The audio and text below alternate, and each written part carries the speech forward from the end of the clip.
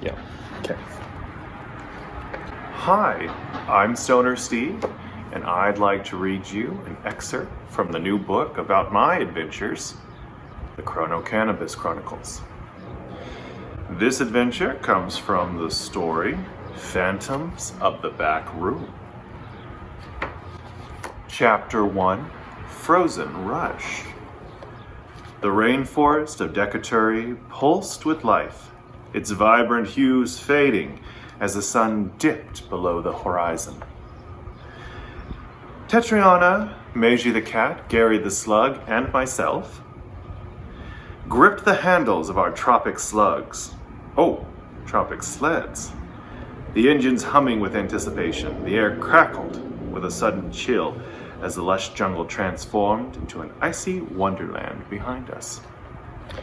Tetriana, her scales glistening in the fading twilight, grinned as her companions. Hold on tight, everyone. The frozen rush is upon us. My laid-back demeanor was momentarily replaced by wide-eyed excitement. Meiji let out an enthusiastic purr while Gary hid inside his hood. From the cold, the sled shot forward, weaving through the frozen rainforest with a speed that matched the beating of our hearts. The once lush vegetation, now encased in ice, sparkled like a crystalline landscape. The air whistled past, carrying the scent of frozen flora and the distant calls of creatures entering their nightly slumber.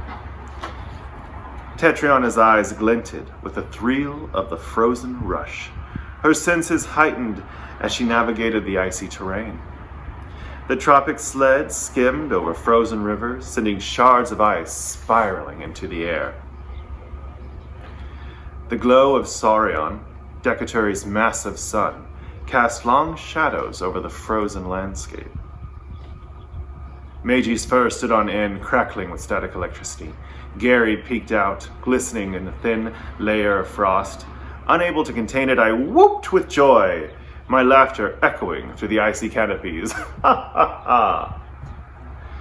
The temperature continued to plummet, but Tetriana's species had adapted to the nightly freeze, their scales acting as a natural insulator to preserve the warmth. The nomadic existence of Tetriana's people became an art, a dance with the ever-changing elements of Decaturi. Suddenly, a frozen waterfall came into view. Tetriana signaled and we followed her as she expertly guided her tropic sled up the icy cascade. We carved through the frozen curtain, sending shimmering ice crystals in every direction.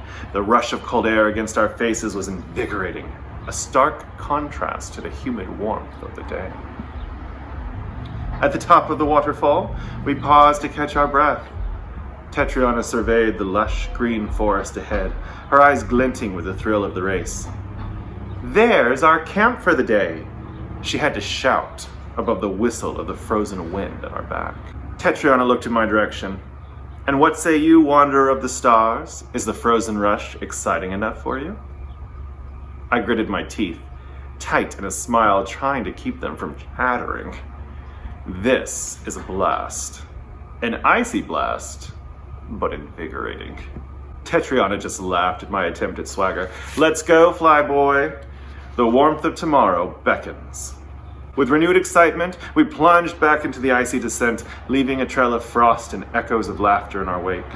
The frozen rush was both a test of skill and a celebration of life, a journey through Decaturi's nocturnal enchantment. Once we reached the camp, Gary crawled into the sunlight and stretched. Now this is more like it. Steve, when you said we were taking a tropical vacation, I didn't know it would involve so much ice racing. Tetriana reached out a claw. Come, Gary. I'll take you to find something to eat. Botulico is the perfect thing to warm you up after a frozen rush. Gary's munchy cravings were chronic, and his eye stalks perked up at her offer. Is that food? It sounds delicious. That was an excerpt from the Cannabis Chronicles by ElectraScribe, chronicling the further adventures of StonerSteve, yours truly, soon to be available wherever you buy your books. Thanks for listening. I'll see you next time. Bye.